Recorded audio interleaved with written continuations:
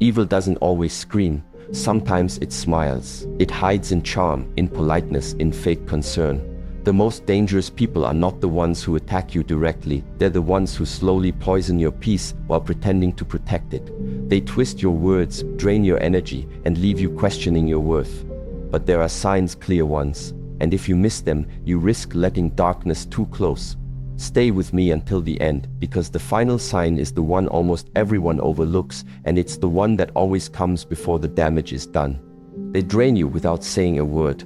Not all evil shouts. Not all danger is obvious. Some of the most damaging people you'll ever meet won't raise their voice. They won't insult you directly. They won't even break your trust in ways you can easily explain. Instead, they drain you. Quietly, skillfully. Without ever touching your skin, they touch your spirit. You don't notice it at first. You excuse the heaviness. You rationalize the confusion. You tell yourself you're overthinking. But you're not. You're feeling something real. The invisible theft of your energy. These people don't walk into your life to connect, they walk in to consume. They don't want your growth. They want your glow. And the second you begin shining a little brighter, thinking a little clearer, standing a little taller, they move in. Not with obvious sabotage, but with subtle shifts. A tone, a look, a pause that makes you question yourself. They'll say all the right words, but leave you feeling all the wrong things. And that's the trick. Their power isn't in what they say. It's in what they make you feel, or more dangerously, what they make you doubt about yourself.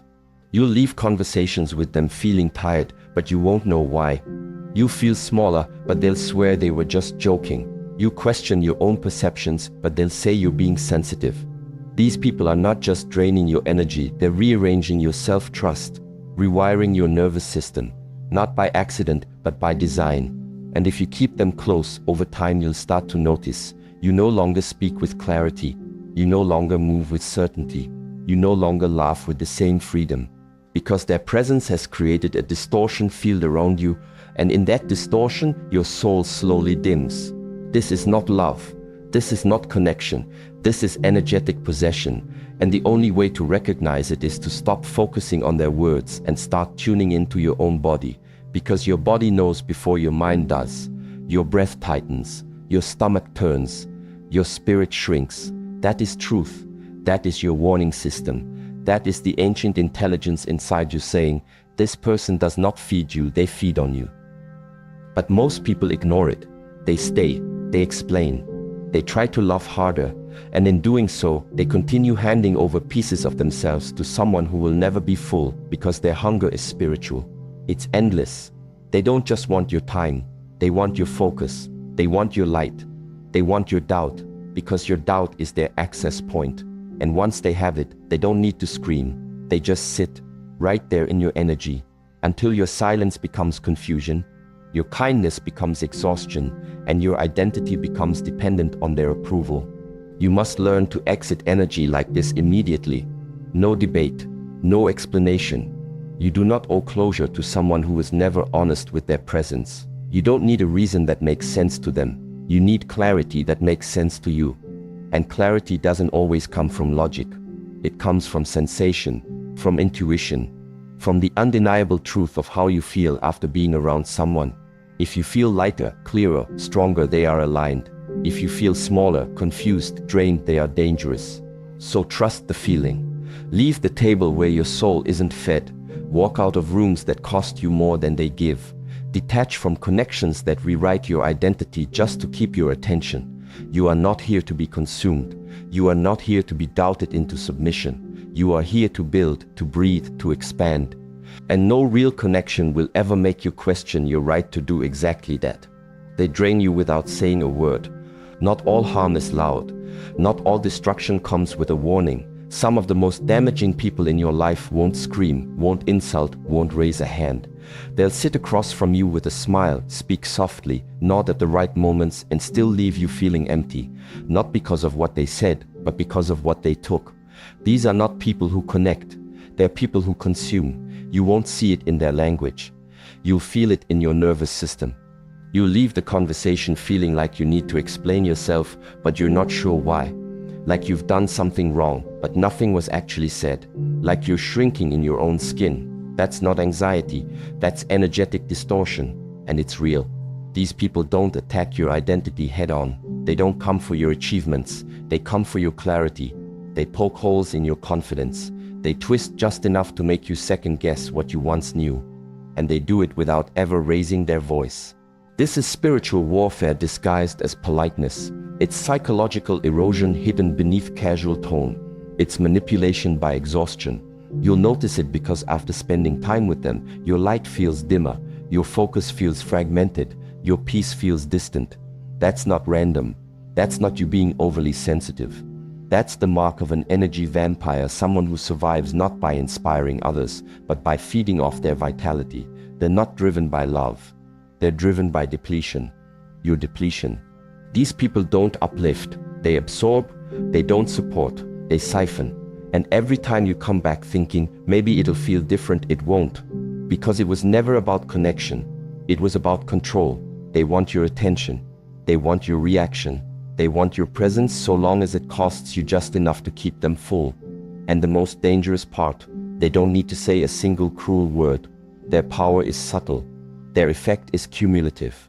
Like a slow leak in your spirit, you don't notice it's happening until you're running on empty. But your body knows, always. Before your mind rationalizes, before your heart makes excuses, before your ego tells you you're overreacting, your body knows. It tightens, it tenses, it pulls away, it whispers something's off. And that whisper is your warning. Most people ignore it. They stay, they justify, they try to be understanding. But you cannot heal in the presence of someone who thrives off your imbalance. The moment you feel smaller after being near someone, listen to that. That is feedback. That is information. That is your nervous system trying to lead you to safety. Because not all toxicity is obvious. Not all manipulation comes with a label. Sometimes it's just a slow draining of your aliveness until you forget who you were before they arrived. So here's the boundary. If you feel smaller, unclear, anxious, or less like you after interacting with someone, that's all the proof you need. You don't need to wait for a betrayal. You don't need to wait for something overtly wrong. You leave, not out of bitterness, but out of honor, out of self-respect, out of knowing that your energy is not up for negotiation. They pretend to care, but keep you small. Some enemies don't wear the face of hate. They wear the mask of concern. They don't come at you with open conflict. They come in the form of advice, disguised as protection, layered in phrases like, "I'm just being honest," or "I just want what's best for you." They know how to smile while cutting your wings, how to wrap manipulation in kindness, and how to speak doubt into your vision while pretending to help you be realistic. This is not love. This is control. And it's far more dangerous than any obvious attack because it comes from the people you're conditioned to trust: family, partners, friends, mentors. The very people who should be your wind end up being your weight, not through rage, but through subtle, consistent erosion. Their words aren't sharp, they're soft. Soft enough that you question yourself before you ever question them. Soft enough that they land without sounding wrong. But over time, you notice something. Your confidence weakens in their presence. Your decisions become slower. Your voice feels less certain. And the dreams you once chased with fire start to feel like fantasies. Not because they weren't real, but because someone you respected consistently taught you to doubt them. This is the psychology of subtle sabotage. It's not meant to break you. It's meant to contain you, to make you manageable, palatable, easier to be around, easier to control. And the worst part, it all sounds like care, like love, like wisdom. So you ignore the tightening in your chest. You rationalize the discomfort. You say to yourself, they mean well. And maybe they do. But meaning well and being good for you are not the same thing. There are people who will support you as long as you stay beneath them. As long as your light doesn't outshine theirs. As long as your growth doesn't make them uncomfortable. These people don't want to see you fall, but they can't bear to see you rise too far. So they keep you doubting, hesitating, shrinking, all under the banner of love. Real support doesn't shrink you. Real love doesn't tether you to someone else's comfort zone. It doesn't plant fear inside your clarity. It doesn't make you second guess your intuition. It doesn't guilt you into slowing down your evolution just so someone else doesn't feel left behind. Real love expands. It energizes. It reminds you who you are even when you forget. Especially when you forget. And if someone's presence makes you feel smaller, less certain, more dependent, it doesn't matter what they say their intention is. Their effect is the only truth that matters. This is where emotional discipline comes in. The ability to see clearly, not through emotion, not through loyalty, not through shared history, but through impact. How do you feel after the conversation, after the message, after their advice? Do you feel empowered or reduced? Do you feel grounded or off balance? Do you feel reminded of your strength or subtly pulled back into doubt? Because your nervous system will tell you the truth long before your logic does. You'll feel the constriction, the confusion, the hesitation. And if you don't listen, you'll begin to internalize their limits as your own. This isn't about cutting everyone off. It's about clarifying the energy. It's about seeing that not everyone who's close is for you. It's about setting boundaries so firm that even a soft attack cannot enter. And most importantly, it's about trusting yourself again, because that's what they're stealing. Not your time, not your talent, but your self-trust. And without that, you don't need a cage, you'll stay small on your own. So watch closely, listen deeper. And when someone says, "I'm just being honest," but you feel smaller afterward, that's not truth, that's control.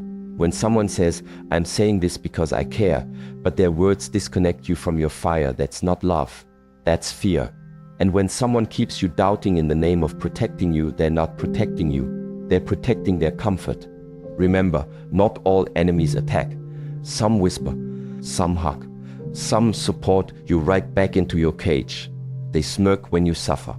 Not all cruelty is loud. Sometimes it's a glance, a silence, a breath held too long when you speak about your pain. Sometimes it's the subtle smirk you weren't supposed to catch, the flicker of satisfaction that crosses their face when life finally humbles you.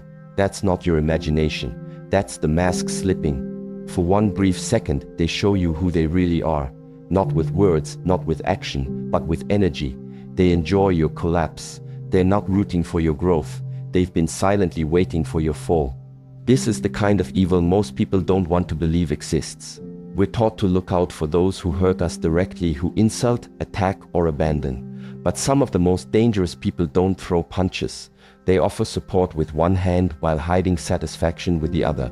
They'll say, "I'm here for you," but something about their tone doesn't land. Their text is delayed. Their energy shifts. The warmth in their eyes disappears. And when you really need them, when you're in pain, when you're struggling, they go quiet.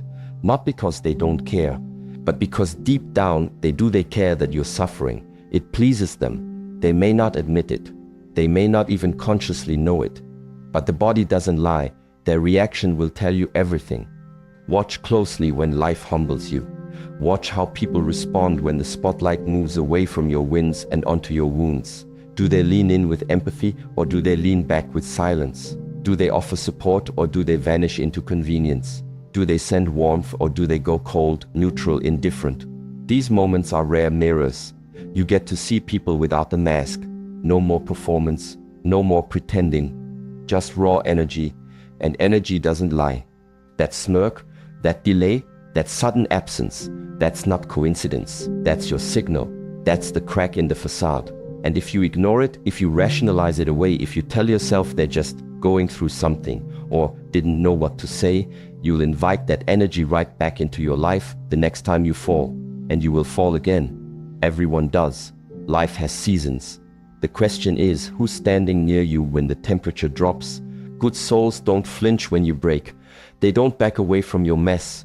They don't need you to be strong all the time to remain loyal. They lean in. They offer presence, not judgment. They sit beside you, not above you. And most of all, they feel your pain even when they can't fix it. That's love. That's loyalty. That's alignment. Anything else is performance. There are people in your life who only love you when you're glowing, who only cheer when you're winning, who only reach out when your name is shining. But the second you stumble, they go silent, not out of discomfort, but out of satisfaction. Because your strength always made them feel small, and your struggle, it levels the field. That's why they smirk. That's why they stay quiet. That's why they disappear when you need them the most. It's not about you. It's about what your rise made them feel. And now that you've fallen, they finally feel safe again. But here's what they don't expect: your awareness. The fact that you saw it, felt it, caught that flicker in their eye. And when you do, don't call it out.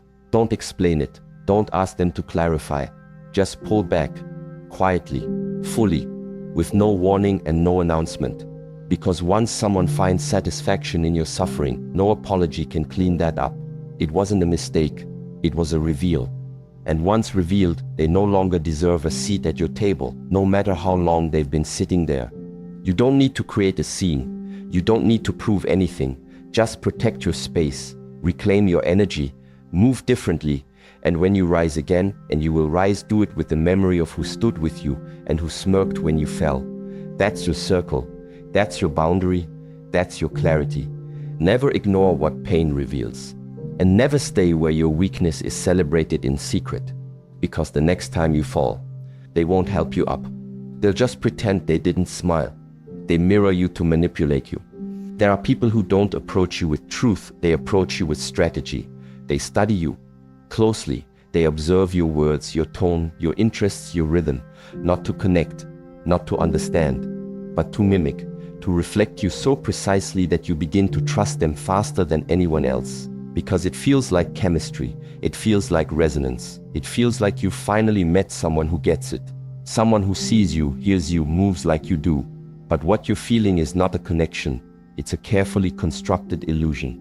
This is not love, this is not alignment, this is psychological warfare dressed up as compatibility.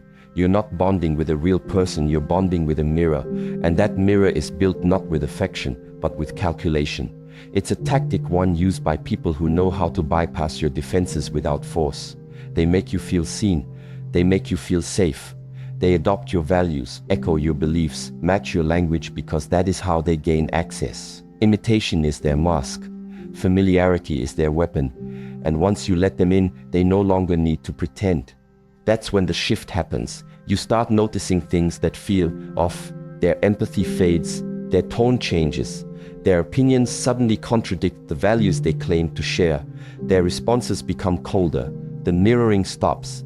And you're left confused not because they changed, but because you were never seeing them to begin with. You were seeing yourself reflected back by someone who only ever wanted entry, not intimacy. They weren't learning who you were. They were gathering data. And once they had enough, they turned.